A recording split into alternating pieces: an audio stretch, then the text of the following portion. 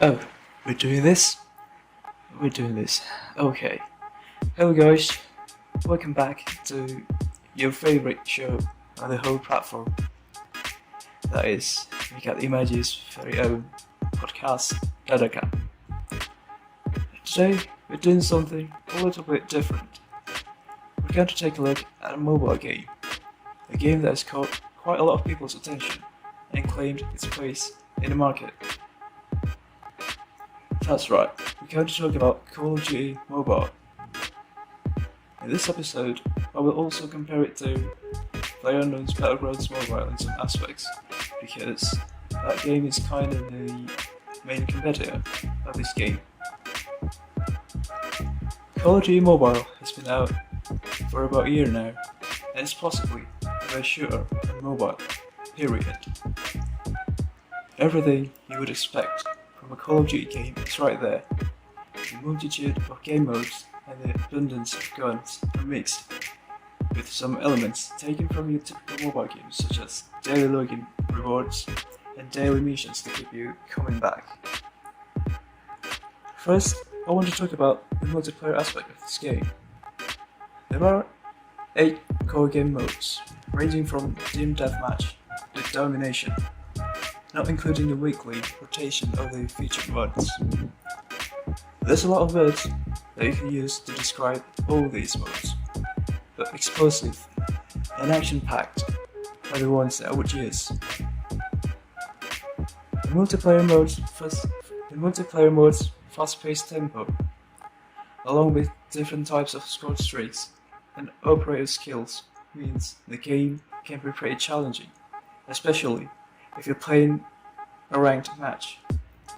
You can't let your guard down for too long, or you'll soon be watching how your enemies kill you through the kill cam. In some modes, you have to work together to reach a specified amount of score or kills before the opposing team does, while in some other modes, you're on your own. When compared to PUBG's arcade mode, well, we don't talk about PUBG's arcade modes. It's for the best. Then there's the Battle Royale mode. That's right, a fully featured Battle Royale experience in a mobile game that mainly focuses on its standard multiplayer mode. It's still your standard Battle Royale fare, 100 players running around in a big map, but it does have its own quirks when compared to PUBG.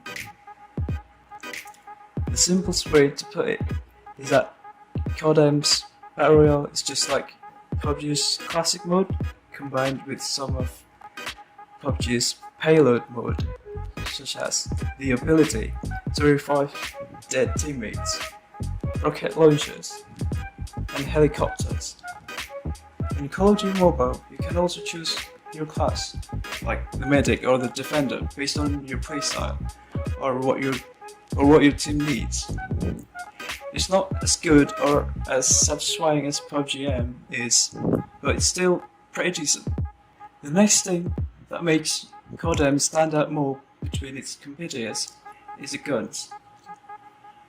Kenalan's armory in itself used to be pretty standard compared to something like PUBG and Free Fire, with each weapon having only 10 attachments and allowing you to use 4 at once.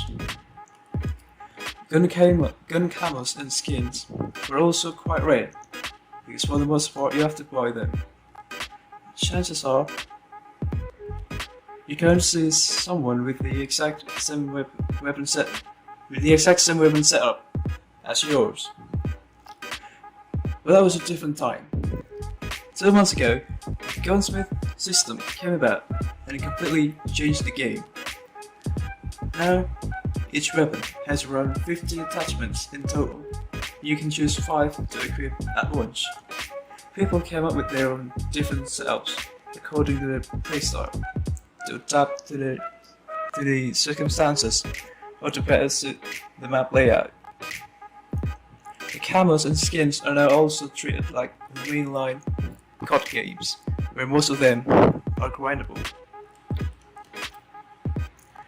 Alright, we've avoided it long enough. Let's get to the not so desirable parts of the game.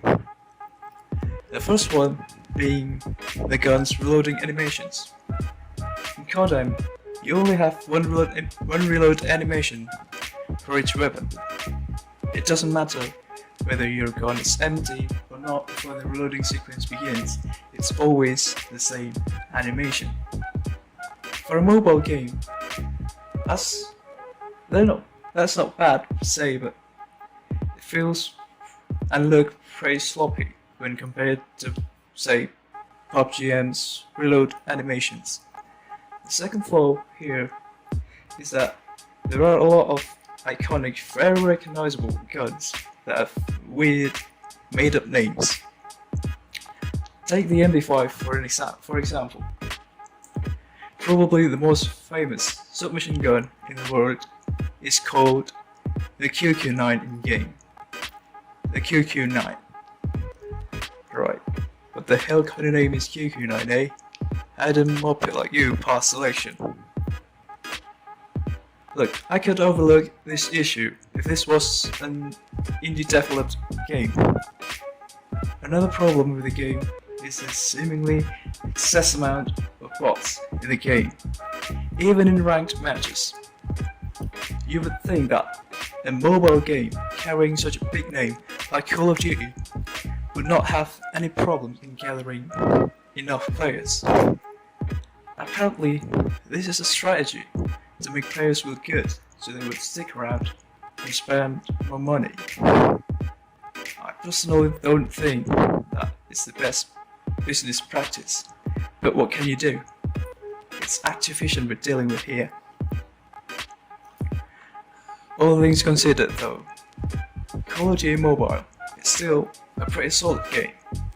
It succeeds in what it sets to do, delivering an authentic Call of Duty experience for mobile phone users. It absolutely blew PUBG's gun customization and arcade modes out of the water, all the while giving us a decent Battle Royale mode. And despite all its flaws, there are still plenty of contents in the game that would justify coming back into the game. So, that is all from me.